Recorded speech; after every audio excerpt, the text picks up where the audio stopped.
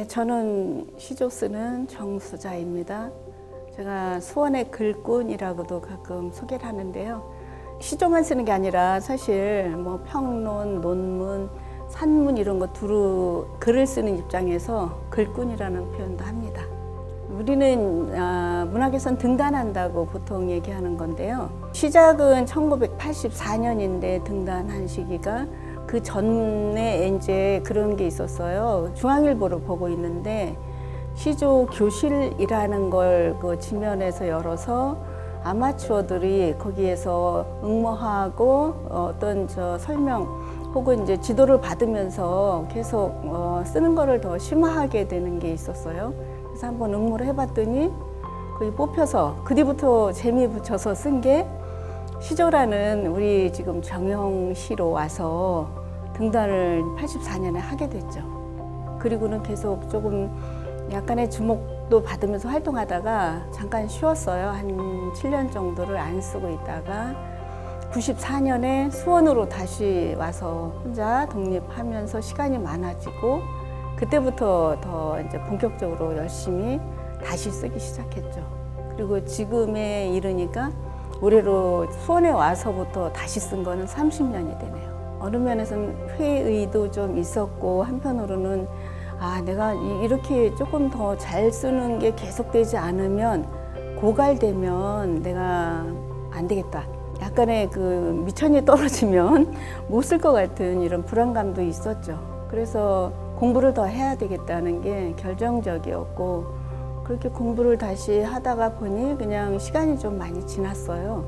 94년에 수원에 다시 와서 혼자 삶을 꾸려가다가 이제 그때 아이들 가르치고 있었는데 그렇게 하다가 다시 또 대학원을 다시 가면서 공부를 조금 더 이론적인 것들을 잡아갔죠. 그렇게 본격적으로 더 많이 집중해서 쓴 게 94년 이후라고 할 수 있죠. 저는 뭐 이런저런 작품들 중에서도 많은 사람들이 대표작 이렇게 꼽아주는 게 금강송이라는 작품인데요. 우리나라 사람들 정서에서나 역사나 문화에서나 다 소나무를 굉장히 좋아하죠. 근데 소나무도 그냥 소나무가 아니라 금강송을 금강산에 가서 새롭게 만난 거예요. 그 초입에 있는 신계사 쪽에 굉장히 울창한 금강송들이 많이 하늘을 찌를 듯 서 있었는데 그런 것과 유명한 12,000봉이 마주보는 느낌을 상상으로 갖고 그 산을 올라가면서 이제 여러 가지 느낀 것들을 썼죠. 겨울에 흔히 금강산을 개골산이라 부르는 그 시점에 가서 봐갖고 더 푸른 그 결기랄까? 뭐 특별한 그 힘을 더 본 것 같아요. 거기서 느끼는 그 맛을 금강송만이 갖고 있는 그 직립의 어떤 울창한 힘 이런 것들을 금강직필 같은 힘으로 느끼고 쓴 거라 애정이 좀 더 갑니다. 삼행시가 한때 유행했죠. 방송도 많이 탔는데 그리고 우리나라 사람이나 뭐 그동안에 우리 정서 전통적으로 흘러온 문화 쪽에서도 보면 삼을 선호하는 게 있거든요. 시조는 3장으로 이루어졌는데 그게 초, 중, 종장이라는 3단 구성이고 쉽게 풀면은 삼행시예요. 초장, 중장, 종장에서 그 사음보라는 기본 조건을 갖춰야 하는 게 있어요. 그래서 삼행시를 조금만 다듬으면 시조가 돼요. 그러니까 시조하면은 약간 고시조를 많이 연상하는데 실제로는 현대의 정형시라고 생각하면 됩니다. 형식이 갖추어진 채 전통을 계승하고 오늘의 새로운 내용을 담아 쓰는 현대의 정형시죠. 시조는 우리가 고시조를 보면 가창이 됐었거든요. 근데 그거 우리가 학교에서도 배웠지만 보통 평시조 얘기했고 중장이 길어지는 어시조 얘기하고 말을 주어 섬기고 엮고하는 사설시조가 있어요. 근데 현대에 와서는 대부분 그냥 짧은 단수를 단시조 이렇게 말하고 이어서 하나하나 또 다시 두 수, 세 수 이어가면 이제 연시조가 됩니다. 근데 그걸 꼭 구분하진 않아요. 근데 사설시조는 현재에도 사설시조 아니면 장형시조라는 명칭으로 쓰이죠. 사설이라는 게 이렇게 우리 말할 때도 그러잖아요. 너 왜 이렇게 사설이 많아. 그리고 판소리에서도 사설 같은 게 있거든요.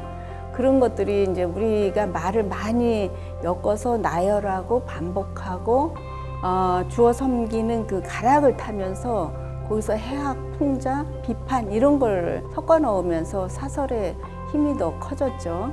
그게 이제 한편으로는 확장이라는 것도 가능한데 지금도 그거는 그 역할을 조금 더 심화하면서 하고 있어요. 그냥 시라고 생각하고 쓰면 돼요. 시 습작하고 그 준비하고 연습하고 많은 시간을 보내는 것처럼 시조도 그렇게 보내는데 다만 그 형식에 익숙해지면 돼요.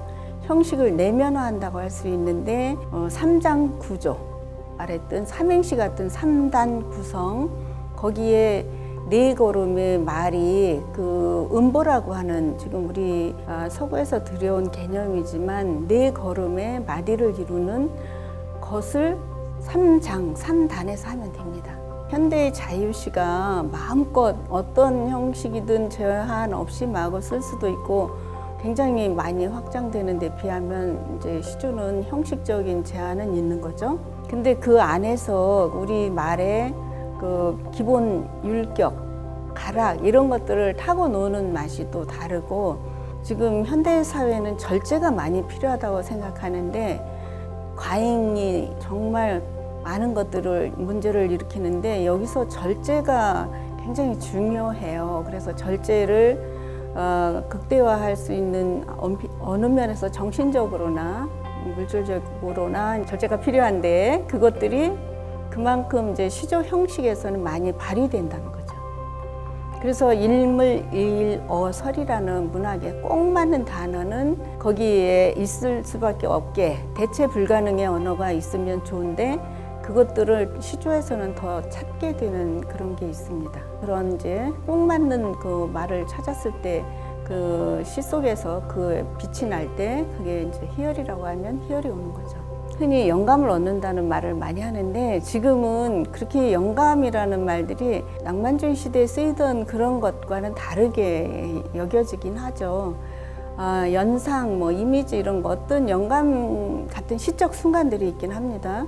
어느 날은 뭐 어디를 다니다가 사람들의 모습에서 어떤 삶의 보편적인 어떤 모습이 떠올라서 그게 시적으로 와서 하나의 시행이 되기도 하고 어느 단어에서 오기도 하고 그런데요. 근데 대부분은 이제 시조하면 자연하고의 친화적 조화로운 삶 이런 것들을 많이 연상하는데 현대에 와서는 현대인의 삶의 면면 그리고 우리 삶의 고삿들을 더 찾아서 그 삶에 육박하는 시를 쓰려고 하죠.